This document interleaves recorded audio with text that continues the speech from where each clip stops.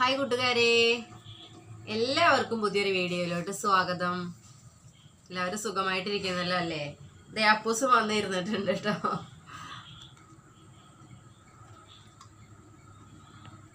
അപ്പൂസ് സംസാരിക്കാൻ വേണ്ടിയിട്ട് വന്നിരുന്നിട്ടുണ്ട്. ഇങ്ങോട്ട്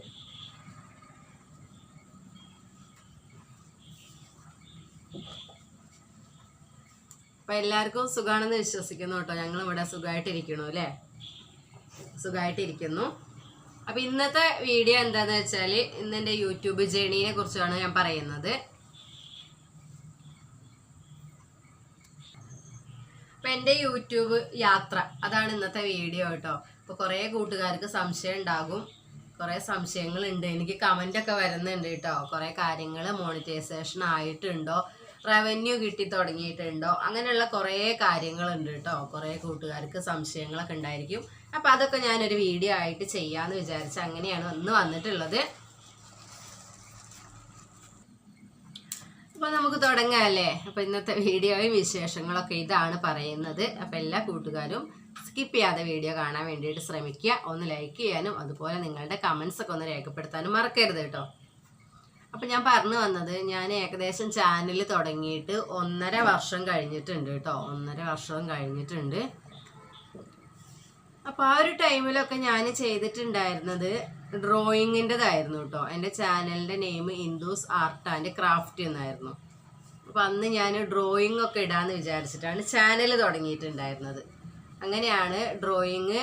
അന്ന് എനിക്ക് ഇടി വെട്ടുന്ന സൗണ്ട് കേട്ടോ, ഇടി വെട്ടുന്നുണ്ട് കേട്ടോ.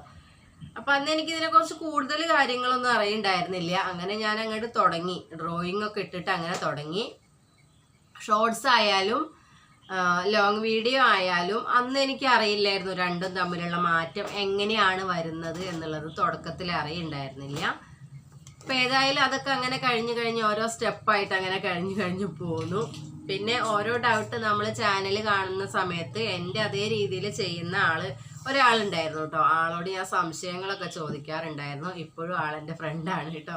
അപ്പം ഞങ്ങൾ കുറച്ചും കൂടെ ഒന്ന് ഡീപ്പായിട്ട് അടുത്തിട്ടുണ്ട്. അങ്ങനെ ഒരു ഫ്രണ്ടിനെ എനിക്ക് കിട്ടിയിട്ടുണ്ട് കേട്ടോ.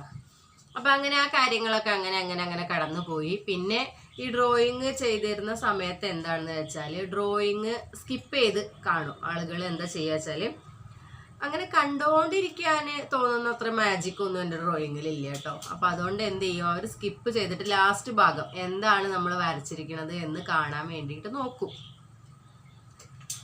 അപ്പം അതുകൊണ്ട് എനിക്ക് ടൈമൊന്നും അധികം കിട്ടുന്നുണ്ടായിരുന്നില്ല കേട്ടോ. പിന്നെ അതിന് ശേഷമാണ് ഞാൻ കുറച്ചൊക്കെ ഒന്ന് മാറ്റി പിടിച്ചു. പിന്നെ ക്രാഫ്റ്റ് ഒന്നും കുറേ എനിക്ക് ചെയ്തിട്ടുണ്ടായിരുന്നില്ല കേട്ടോ. ക്രാഫ്റ്റ് ഒന്നും അധികം എനിക്ക് ചെയ്യാൻ പറ്റിയിട്ടില്ല.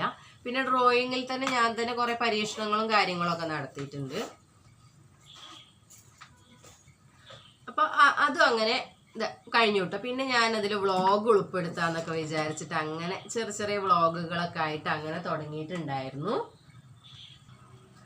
അപ്പൊ അങ്ങനെ ഞാൻ ആ ഒരു 1.5 വർഷത്തോളം ഞാനിപ്പോൾ ബാക്ക് അടിച്ച് ഇങ്ങനെ നോക്കിയ ടൈമിൽ 1 വർഷം എന്നുള്ളതേ കാണിക്കുള്ളൂ, 1 ഇയർ എന്നുള്ളതേ കാണിക്കുന്നുള്ളൂ കേട്ടോ. കറക്റ്റ് എന്താണെന്നുള്ളത് കാണിക്കുന്നില്ല. അപ്പൊ ഏതായാലും ഒരു 1.5 വർഷം കഴിഞ്ഞിട്ടുണ്ട്. അപ്പൊ അങ്ങനെ കഴിഞ്ഞു. ഇപ്പോൾ എൻ്റെ യൂട്യൂബിൻ്റെ അവസ്ഥ അതല്ലേ നിങ്ങൾക്ക് അറിയേണ്ടത്, അത് ഞാൻ പറയാം.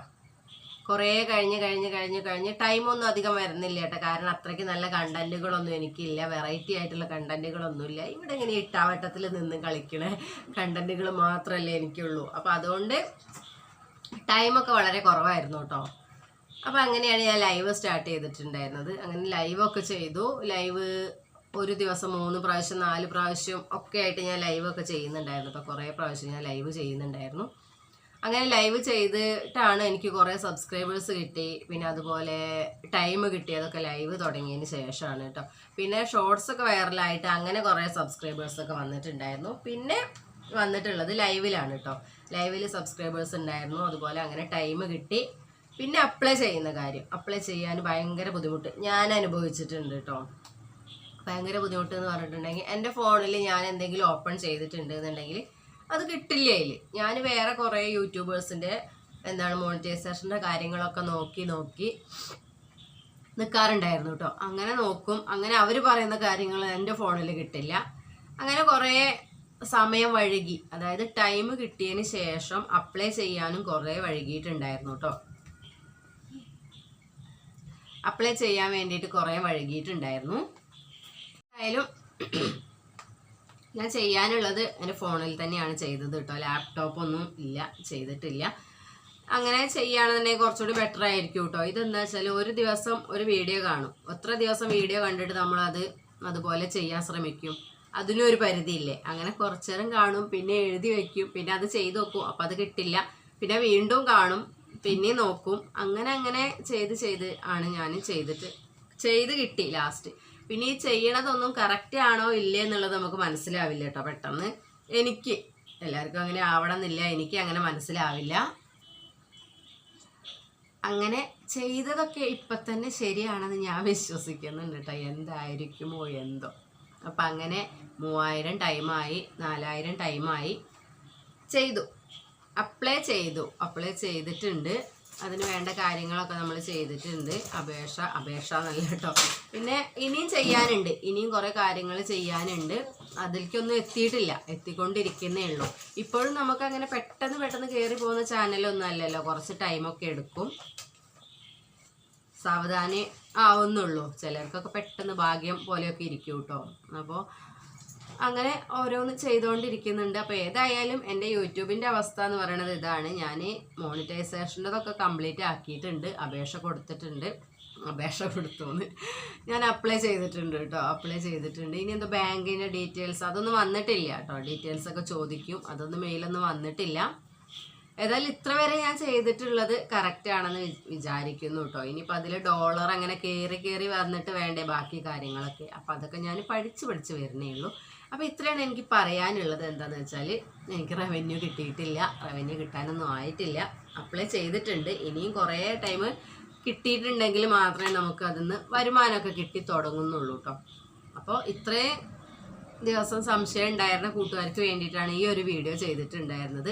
ഇങ്ങനെ ഞാൻ ചെയ്യാനുള്ളൊരു കാരണം എന്താണെന്ന് വെച്ചാൽ എനിക്ക് വേറെ വീഡിയോസും കാര്യങ്ങളൊന്നും എടുക്കാനും പറ്റിയിട്ടുണ്ടായിരുന്നില്ല കേട്ടോ. അപ്പോൾ അതുകൊണ്ടാണ് ഇന്ന് ഈ ഒരു വിവരം നിങ്ങളോട് പറയാമെന്ന് വിചാരിച്ചത്.